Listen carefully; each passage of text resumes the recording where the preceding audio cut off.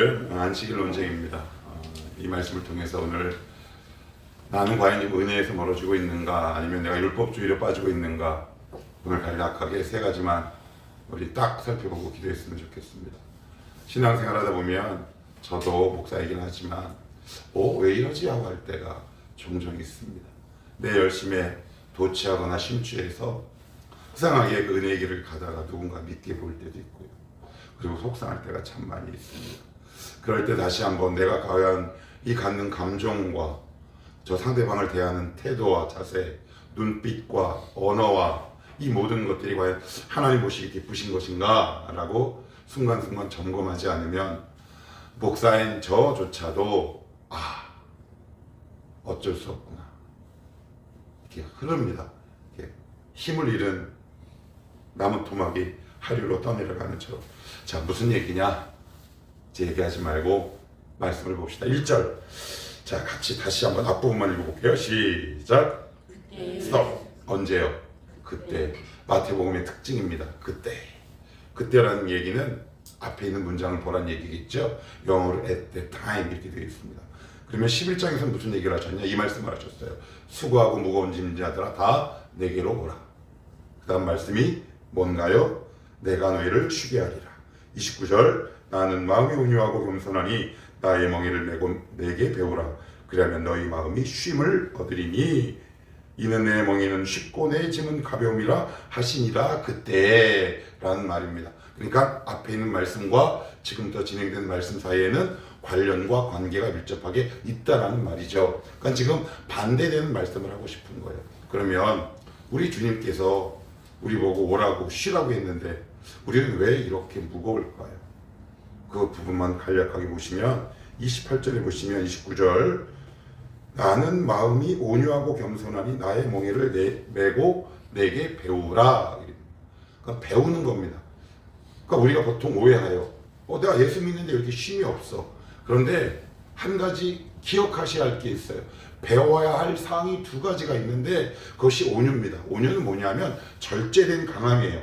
무슨 얘기냐? 야생마 이야기 제가 벌써 세 번째 했습니다. 야생마가 광야를 달리는데 전에는 나를 위해서 달렸다면 이제는 하나님을 위해서 달리는 거죠. 내 위에 예수 그리스도라는 이 온 통치자 하나님을 태우고 달리는 겁니다. 내가 저 사람에게 화를 낼 수 있는데 그 화를 하나님의 일을 위해서 하게 되는 거죠. 이 두 가지를 배우랍니다. 이 두 가지를 배우지 않으면 너희는 아마 쉼을 얻지 못할 거야 라는 문맥이 함께 포함되어 있어요. 지금 만약 나는 지금 교회를 다니고 예수를 믿고 나름대로 종교생활을 하고 있음에도 불구하고 내가 왜 이렇게 쉼과 안식이 없나 라고 만약에 자문하시거든, 요 두 가지를 하나님께 물으셔야 합니다. 하나님, 저 요즘 쉼이 없습니다. 저 너무 화가 납니다. 아니면 마음이 너무 두렵습니다. 떨립니다. 하나님 분명히 말씀에 주님께로 가면 쉼과 안식을 얻는다고 말씀하시는데 저는 왜 이렇게 쉼과 안식이 없을까요? 무엇을 놓쳤다? 온유와 겸손을 배우는 거예요. 그런데 여기서 기억해야 될 게 이 당시 문화를 이해하셔야 돼요. 그러니까 저와 여러분들은 잘 못해요. 이게 무슨 말인지 이해가 안 돼요. 무슨 얘기냐? 2000년 당시 고대 근동 팔레스타인 지역에 멍에는 반드시 소 2마리가 끌도록 되어 있는데 요 소 2마리가 어떤 거냐? 하나는 어미소, 하나는 어린 송아지예요. 자기 배에서 나온 어린 송아지. 그래서 멍에를 이렇게 끌고 가면 누가 거의 다 끌까요? 송아지가 끌까요? 어미소가 더 많이 끌까요? 어미소가 끌어요. 그러면 그걸 보고 배우는 거예요. 주님의 가장 가까운 지근거리에서 주님이 어떻게 하셨는지 보고 배고 따라하는 거죠. 근데 그 멍에를 탁 끊고 나가버리면 쉼과 안식이 없죠. 왜 우리가 쉼과 안식이 왜 없나요? 하나님 내게 메우신 멍에를 탁 잘라버리는 거예요. 그러면 쉼과 안식이 없습니다. 불안과 두려움, 초조함과 조급함이 우리의 삶을 지배하고 다스리죠. 너희들 그렇게 하지 마라 그러면서 그 반대에 있는 애들을 내가 너에게 소개시켜 줄게. 너 그들의 모습을 보고 혹시 바리새인과 서기관들의 모습을 보며 너희들 안에 이런 세 가지 모습이 있는지 한번 점검해 보지 않을래? 오늘 말씀의 이곳인데 계속 이어가 보면 그때 예수께서 안식일에 밀밭 사이로 가실 때 제자들이 시장의 안식 이삭을 잘라 먹으니 2절 다시 한번 볼게요. 시작. 그들이 보고 예수께 말하되 보시오 당신의 제자들이 안식일에 하지 못할 일을 하나이다. 그래요. 유대인들은 총 613개 율법 조항이 있었어요. 그건 뭐냐면 모세 오경을 토대로 바리새인과 서기관들이 자기 뜻대로 자기 임의대로 그 율법을 해석해 놓은 것이에요.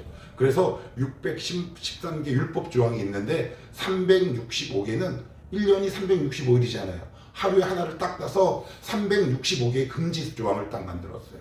그리고 200 몇 개가 해라, 하지 마라가 맞나요? 하라가 맞나요? 금지가 많아요? 아니면 뭐가 많아요? 하지 마라가 많은 거예요. 그러니까 이들은 모든 것마다 하지 마라. 그래서 미슈나라는 책이 있는데 이건 뭐냐면 39개의 안식일 규칙을 적어 놓은 거예요. 그런데 거기 보면 3가지가 나와요. 한번 제가 그대로 읽어볼게요. 우리가 보통 여기 오늘 본문에 보면 이삭을 이렇게 잘랐단 말이에요. 이걸 뭘로 보느냐? 그들은 추수 행위를 보는 거예요. 그래서 너 안식일 규정을 어겼어 라고 얘기하고, 그리고 이삭을 이렇게 잘랐으면 비벼야지 알곡을 먹을 거 아니에요. 이 비비는 행위를 타작 행위를 본 거예요. 되게 웃기죠? 3번째, 그럼 껍질을 까야 되잖아요. 이건 키질로 본 거죠. 그래서 너 안식일 규정을 어겼어 라고 얘기하는데 이들의 주장이 말씀에 나와 있나요? 말씀이 없습니다. 자기들이 임의로 마음대로 자의적으로 해석해 버리는 거예요. 그래서 주님께서도 비유를 드십니다. 다윗 봐라. 다윗조차 너희들이 그렇게 위대하게 여기는 다윗조차도 지나가다가 그 이삭을 잘라 먹지 않았느냐. 그리고 성전에서 일하는 그들은 그러면 뭐냐? 여러분 안식일 날 레위인들이 성전에서 일해야 안 해요? 해야죠. 제사 드리고 해야 되는데 그러면 그 행위는 뭐냐? 이렇게 따끔하게 얘기하시면서 이어서 이렇게 말씀을 이어가십니다. 자, 여기 보시면 이렇게 되어 있어요. 제가 다시 한번 볼게요. 2절 3절. 바리새인들이 보고 예수께 말하되 보시오 당신의 제자들이 안식일에 하지 못할 일을 하나이다. 그래서 하지 못할 일 365개를 쭉 하면서 그 당시 수많은 백성들을 옴싹달싹 못하게 한 거예요. 원래 율법의 기본적인 의미는 뭐냐면 사람을 배려하는 거예요. 여러분 꼭 기억하셔야 돼요. 우리가 사단에게 속으면 어떻게 다가오느냐? 말씀 자체가 나에게 부담과 멍해가 돼버립니다. 이게 무슨 의미냐? 말씀을 오해하는 거예요. 하나님이 우리에게 말씀을 주시는 건 우리를 지키고 보호하고 배려하는 하나님의 깊은 궁율의 차원에서 나온단 말이에요. 그래서 주님이 뭐라고 율법의 핵심 적신을 딱 찔렀냐면 여기 보세요. 12절 7절 한번 볼게요. 시작. 나는 자비를 원하고 제사를 원하지 아니하노라 하신 뜻을 너희가 알았더라면. 율법의 핵심 정신이 뭐라는 거예요? 긍휼과 자비라는 거예요. 그런데 이들은 이거를 자의적으로 해석해서 그들을 따르는 수많은 유대교인들을 숨을 못 쉬게 만들었어요. 이게 무슨 말일까요? 여러분, 율법은 선해요. 그런데 율법주의에 빠지면 어떻게 되는지 아세요? 숨이 막힙니다. 숨이 막혀요. 주님을 바라보면 자유를 얻지만 율법주의에 빠지면 숨을 못 쉬게 됩니다. 이거 여러분 잘 구분하셔야 돼요. 말씀에 실력이 없으면 이거 구분하지 못합니다. 그래서 일단 기본적으로 말씀은 우리를 위한 것이다. 꼭 기억하셔야 합니다. 하나님이 우리에게 율법과 말씀을 주신 첫 번째 그 마음은 긍휼과 자비의 마음이다. 그런데 내가 지금 말씀 앞으로 가고 있음에도 불구하고 내가 누군가를 내 정죄 틀에 가둬놓고 미워하고 그런 생각들이 층층이 일어난다면 나는 지금 은혜가 아니라 율법주의로 빠지고 있다라고 성경은 따끔하게 지적해요. 여러분 특별히 이게 어떤 경우가 그렇습니까? 열심히 있는 사람일수록 그렇습니다. 믿음을 꽤 가졌다고 자부하는 사람들이 그럴 수 있습니다. 그 안에 자기의 의라는 율법들이 하나둘 일어나서 그 시선으로 나의 배우자와 나의 주변 사람들, 지인들을 바라보게 되는 것이죠. 그래서 어렵게 생각하지 마시고 내가 지금 율법주의로 가느냐 은혜로 가느냐 어떻게 하느냐 미움과 사랑이 있는지 점검하시면 틀림없습니다. 내가 무언가를 향해 누군가를 향해 미움이 계단처럼 층층이 쌓여간다면 여러분 빨리 하나님 앞에 여러분들의 마음을 활짝 여셔야 합니다. 속습니다. 자기 감정에. 하나님 저 이렇게 열심히 있어요. 그런데 저 새끼는 왜 이렇게 미워요? 이런 일은 없다. 이런 일은 없다. 그래서 내가 지금 누군가가 미워진다면, 여러분들의 열심으로 누군가가 싫어진다면 그거는 종교를 빙자한 율법주의로 빠지고 있다는 가장 핵심적인 증거다. 그러니 이따가 기도하실 때 이 마음을 풀어놓으셔야 돼요. 하나님, 저 누군가가 지금 너무 힘들어요. 누군가 생각하면 짜증납니다. 그렇다면 나는 지금 뭐에 탁 걸린 거예요. 율법에 딱 걸린 겁니다. 아, 하나님, 자기 기만, 내가 나를 속였군요. 왜 저의 열심 때문에 누군가가 위협 올까요? 이 위협에 가장 많이 노출되는 사람이 1번 타자가 누구다? 이진성이다. 목회자다. 왜요? 그래도 가장 열심일 거 아니에요. 그 다음 누구다? 기도 좀 한다는 기도꾼들이다. 그 다음 누구다? 리더들이다. 저 뒤에 있는 분들은 이런 미움이 쉽게 들지 않아요. 왜? 에이, 뭐 그럴 수 있지 라고 하기 때문에. 첫 번째 율법, 은혜. 율법은 나쁘지 않지만 율법주의와 은혜의 첫 번째 판가는 뭐다? 미움과 사랑. 두 번째 뭐냐면 2절 다시 볼게요. 바리새인들이 보고 예수께 말하되 보시오, 당신의 제자들이 안식일에 하지 못할 일. 자, 십계명 여러분 다 외우세요? 저도 다 못 외우겠네. 자, 우리 기억나는 대로 한번 얘기해 봅시다. 너희는 하나님의 이름을 망령되이 일컫지 말라. 간음하지 말라. 이웃에게 거짓 증거하지 말라. 십계명을 관통하는 핵심 동사가 있어요. 그건 뭐예요? 하지 말라예요. 그런데 신약은요, 예수님은요, 이웃을 사랑하고 내 하나님을 사랑하라. 은혜는 하라예요. 율법은 하지 말라예요. 여러분, 율법주의에 빠지면 어떻게 되는지 아세요? 여러분 신앙의 지금 형식을 잘 보세요. 이거 하지 말아야 되는데 내가 왜 했지? 나 이 죄 짓지 말아야 하는데 왜 지었지? 소극적인 자세로 늘 머물러요. 그게 뭔지 아세요? 사단에게 지금 수세에 몰린 거예요. 여러분 스포츠 용어에서도 이런 말 들어보셨죠? 최선의 수비는 뭐다? 공격이다. 신앙생활도 굉장히 똑같습니다. 여러분들이 수세에 몰리잖아요. 내 신앙 형식이 어떻게 바뀌느냐? 수비적으로 바뀌어요. 소극적으로 바뀌어요. 나 이거 하지 말아야 되는데. 내가 이거 왜 했지? 나 이 죄 짓지 말았어야 되는데 왜 졌지? 그런데 사단은 우리를 거기서 딱 머무르게 합니다. 여러분, 속지 마셔야 돼요. 거기서 한 걸음 나가야 돼요. 이거를 하라. 그래서 로마서, 갈라디아서 보면 사도 바울이 뭐라고 얘기하느냐? 성령의 음성에 순종하라. 성령대로 행하라. 그러면서 그 행하라 앞에 여러 가지 죄의 항목들이 쭉 나열합니다. 그러니까 죄를 이길 수 있는 거는 여러분들의 의지나 결연한 의지가 아니라 성령의 음성을 따라 순종하는 삶이에요. 그래서 근데 이것을 행하지 않으면 우리는 어떻게 되느냐? 공세가 아니라 수세에 몰립니다. 여러분 기억하셔야 돼요. 지금 내 신앙이 나 이거 하지 말아야 되는데, 나 저거 하지 말았어야 되는데, 이런 수비적인 입장이 있다면 지금 우리는 신앙의 궁지에 몰린 겁니다. 사단의 추격에 지금 이 뒤에 딱 몰린 거예요. 이거 어떡하지? 이거 하지 말아야 되는데, 그때 내가 이걸 왜 했지? 늘 후회와 탄식과 아픔 속에서만 자라죠. 그러면서 사단은 우리를 보고 비웃고 있습니다. 그래, 너 잘한다. 그 자리에서 머물러라. 그러나 성경은, 우리 주님은 뭐라고 얘기하느냐? 하라. 거기서 그것을 뚫고 나오라. 하지 말라. 소극적이고 수비적인 신앙에서 벗어나 이제는 내 말씀을 붙들고 성령의 음성에 순종하라. 그러면 후회와 탄식이 물러갈 것이다. 지금 여러분들은 어느 자리에 있습니까? 이거 하지 말았어야 됐는데, 내가 그때 왜 했지? 후회와 탄식 가운데 지금 자리하고 있습니까? 지금 그것은 내가 어디에 몰린 것이다?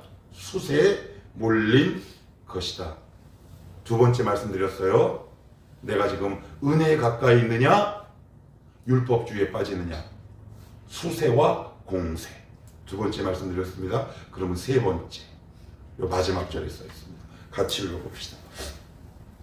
자, 8절 시작. 인자는 안식일의 주인이니라 하시니라. 자, 한번 따라합시다. 은혜의 원근법. 뭔 소리냐? 뚱딴지 같은 소리냐? 뭔 말이냐? 여러분, 안식일의 주인이란 말은 모든 예배와 경배를 받으셔야 할 바로 분이 하나님, 우리 주님이시라는 얘기죠. 더 쉽게 얘기할까요? 나는 우주에서 가장 크다라는 뜻입니다. 그죠? 동의하시죠? 우리 주님이 하나님이시니까 창세기에도 천지를 창조하실 때 함께 계셨던 그 만군의 여호와 하나님이 바로 우리 주 예수 그리스도다. 예수님보다 큰 게 어디 있습니까? 정리합시다. 예수님이 작아지면 나는 주님으로부터 멀어진 겁니다. 이해가 되세요? 아무리 큰 건물도 저 2km 밖에서 보십시오.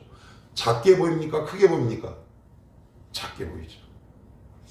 주님은 영원히 크시고 우주보다 크지만 우리가 물리적으로, 정서적으로, 느낌적으로 점점점 멀어지면 주님이 작게 보여요. 그런데 기억하십시오. 주님이 작게 보이면 다른 게 커 보입니다. 염려가 커 보입니다. 지금 주님이 작게 보이면 그거 어떤 뜻이냐? 주님께 가까이 가라 라는 뜻입니다.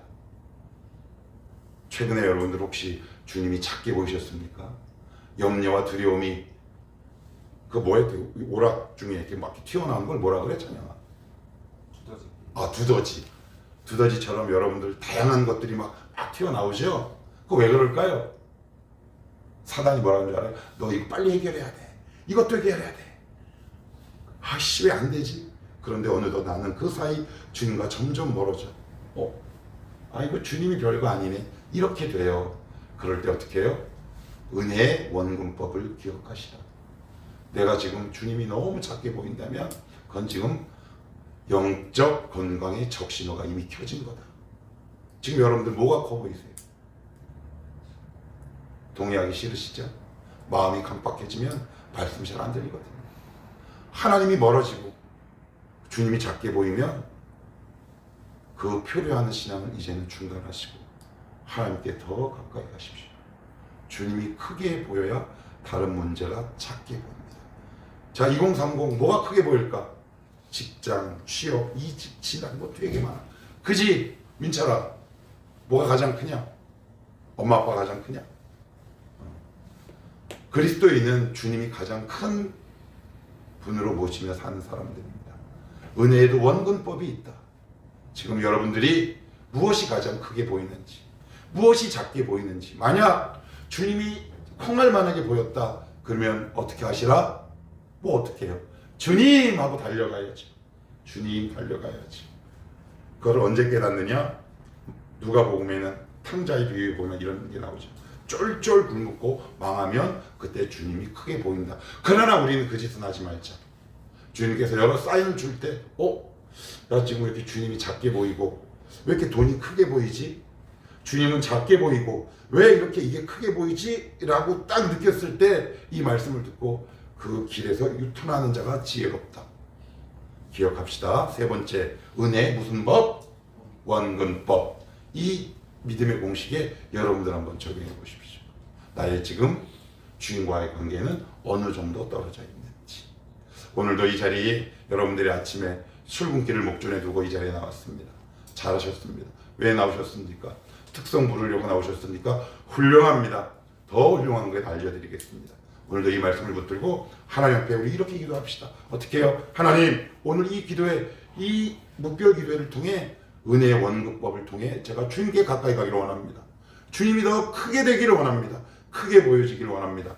이렇게 고백하는 이 묵별 기도회가 되시기를 우리 살아계신 예수 그리스도의 이름으로 여러분 한 명 한 명을 축복합니다. 우리